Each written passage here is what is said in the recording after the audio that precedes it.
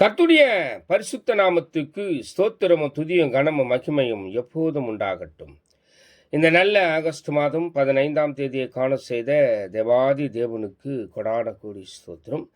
கர்த்தரின் மகிமை ஆத்தும ஆதாயம் சுவிசேஷ ஊழியத்தின் சார்பாக இன்றைய நாளுக்கான சில நிமிட தேவ செய்தி கேளுங்கள்.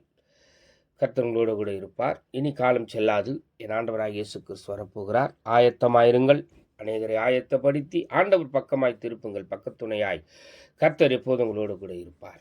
விசேஷமாக இன்றைய நாளுக்கான சில நிமிட தேவ செய்தியை கேட்பதற்கு முன்பதாக சுதந்திர தின நல்வாழ்த்துக்களை நான் தெரிவித்துக் கொள்கிறேன். உங்கள் எல்லாருக்கும், இந்த சத்தத்தை கேட்கிற ஒவ்வொரு பிள்ளைகளுக்கும், தேவ பிள்ளைகளுக்கும் சுதந்திர தின நல்வாழ்த்துக்கள். விசேஷமாக சங்கீதம் 20ஆம் சங்கீதம் 5ஆம் வசனம் சொல்லுகிறது, நாங்கள் உமது இரட்சிப்பினால் மகிழ்ந்து எங்கள் தேவனுடைய நாமத்திலே கொடியேற்றுவோம், உமது வேண்டுதலை எல்லாம் கர்த்தர் நிறைவேற்றுவாராக என்று சொல்லி எழுதியிருக்கிறது. பிரியமான தேவ ஜனமே, எல்லோரும் இன்றைய நாளில் எல்லாரும் எல்லா விதத்திலும் கொடியேற்றுவார்கள். சுதந்திர கொடின்னு ஒன்று இருக்குது, சுதந்திரமான கொடி. அமேன்.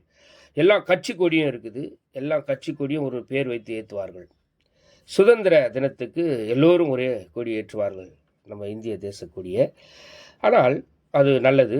ஆனால் பாருங்க, ரட்சிப்பின் நமக்கு ரட்சிப்பை கொடுத்தாரே,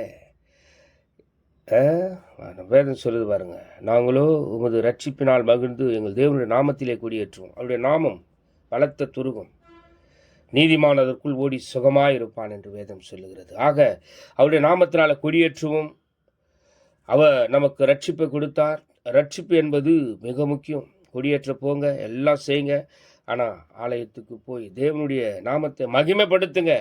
கர்த்தர் நல்லவர். வேதம் சொல்லுகிறது, 60 சங்கீதம் 60:4 நினைக்கிறேன், சத்தியத்தின் நிமித்தம் ஏற்றும்படியாக உமக்கு பயந்து நடக்கிறவர்களுக்கு ஒரு கொடியை கொடுத்தீர் என்று சொல்லி பயந்து நடப்போம், சத்தியத்தில் நடப்போம். கர்த்தர் நித்தமாக நடத்துவார்.